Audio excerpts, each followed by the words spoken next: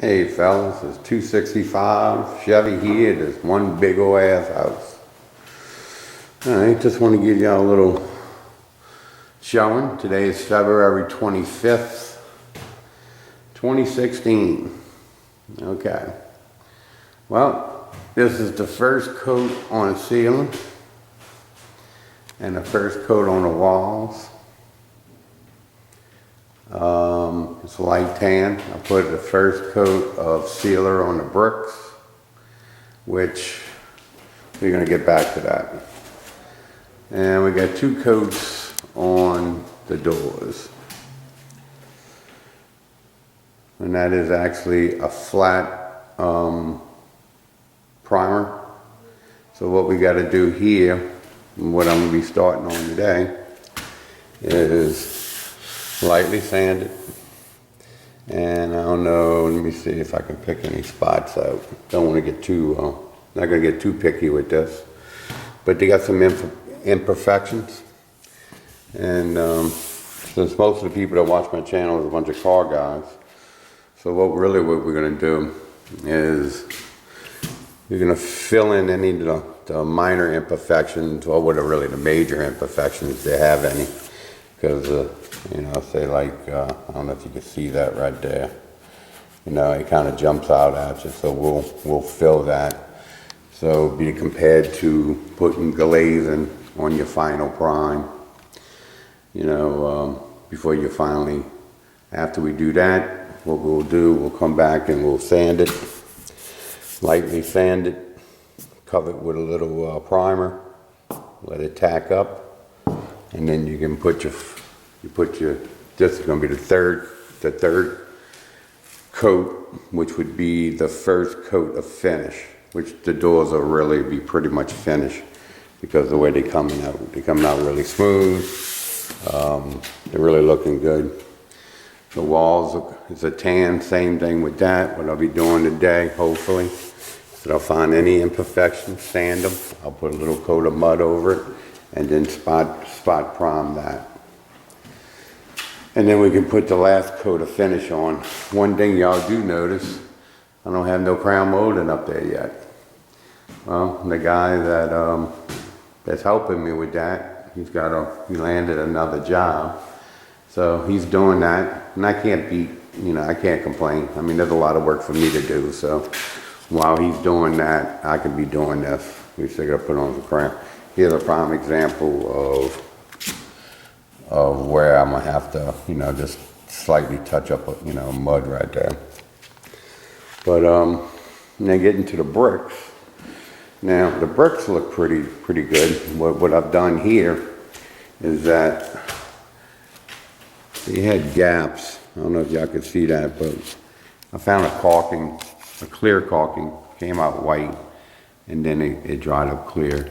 So what I did is I caulked all behind there, wiped it off real neat and nice, and it's clear and you can't really see it. Let me zoom back. Now one thing that I did mess up, I'm not a bricklayer, it's the first time I ever laid bricks. I put those bricks in right there. It had a hole, and I put a brick in, somewhere up in there. Where is it? Right there. Now, and then I filled in other spots that were bad.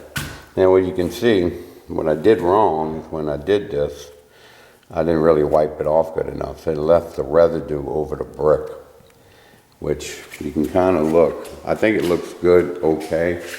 When you kind of look at that section, it has, very white, chalky looking. So I'm gonna have to go back and kind of clean that.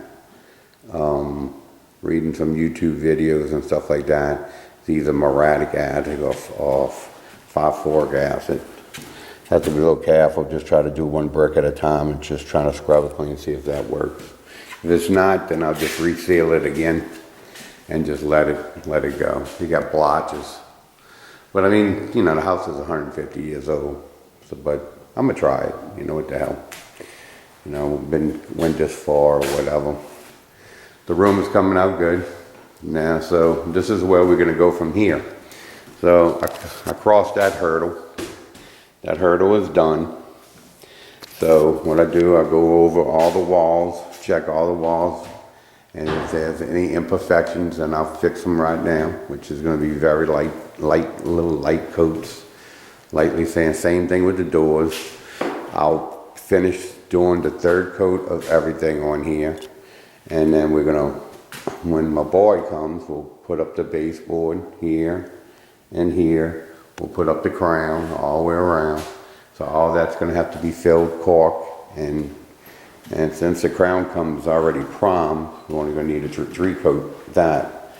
I might even be able to get away with 2 coats since it's 11 feet in the air, so see how that looks. And then turn around, paint the ceiling one more time, paint the walls, half the walls, because I ain't gonna paint everything like I did here, is because the cabinets cover a lot of that. I just wanted to put a coat on the wall. Since I was painting, I just figured I would just paint the whole thing. And even though most of it will be, but when the cabinets get in, I'm just gonna paint where I know the cabinet's gonna go. So I'm gonna put the second coat here. So when the cabinets go in, if I have any little touch-ups, it'll touch up nice and you won't even see it. So I don't have to cut out around the cabinets and all that stuff. It's already done. And then after all that, of course, put the pieces back underneath the window. My boy has a planer. You know, I could go buy one, but I think it's like, you know, $400 or $500. You know, the DeWalt that he has is pretty good. So I'm just gonna wait on him. I gotta plane the boards that went underneath there. I'm sorry about the light. The boards that went underneath the window, because we ran the sheetrock all the way to the top. So so now it's a ½ inch. So I'm gonna have to take off about a quarter inch of wood behind it, and so it'll have the reveal that it had before. So I'm gonna have to do that. And then I'll be able to get this floor sanded, and then wait a week or so while that cures, and then order the cabinets and everything and the granite and start putting that in. But I just wanted to show y'all, it's coming along. You know, I don't have no more deadlines. I dropped all the deadlines. I mean, it's going to be finished when it's going to be finished. You know, I'm really happy with it. It looks good. You know, in the meantime, you know, my mom's tenant refrigerator broke and my washing machine broke, so we had to go spend money on that. And it's always something, but still got to do the glass. Got to do the glass and the transits. Got to do those. I don't know when I'm gonna get to that. That's gonna be. I'm gonna try to etch the glass with my sandblaster. See how that comes out. Try to pull a Tommy shoe. You know, I know he's done it. It came out really nice. I like what he did on the back of the Firebird. That was pretty cool. But see if I can pull it off. I got prices on that. They wanted like $400 just to do one glass for that one transit. So if you did 3 of them, that would have been $1,200, not including tax. Well, I already got the sandblaster. I already got the air compressor. I even got the sand. So the media. So I'm gonna try that myself. But I guess really what's holding me up is getting this crown molding up. We decided to go with a 2-piece crown. So it's gonna be a little bit more entailed, but it's gonna look good. So I just wanted to, you know I kind of make a video, like a video a month, but it's really crazy to try to make any videos of just me painting walls and ceilings and stuff like that and trim. You know, so, but the whole key to everything is just to go over your trim. I mean, this is nice and smooth, but you need to give it a tooth to bite into. So I'm probably going to use a red Scotch-Brite pad, or maybe even a gray one. I'm going to use a red one first to see how you know, how much scratches that'll put in it, which you probably ain't gonna put that much in because we're talking about some pretty thick mills of paint. So normally I just use like old 100 grit sandpaper is what I normally use.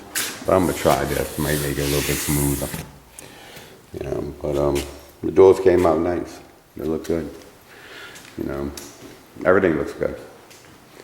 So I'm really happy with it. You know, just taking too damn long. But I'm a one-man wrecking crew, so gotta live life and plus do this. So it's you know, a little hard. But that's about it, fellas. You know, got all the lights. Haven't put them in yet, but I got them. Everything's bought. All the lights, the fixtures, and all that stuff. All right, I'll talk to y'all later. Bye.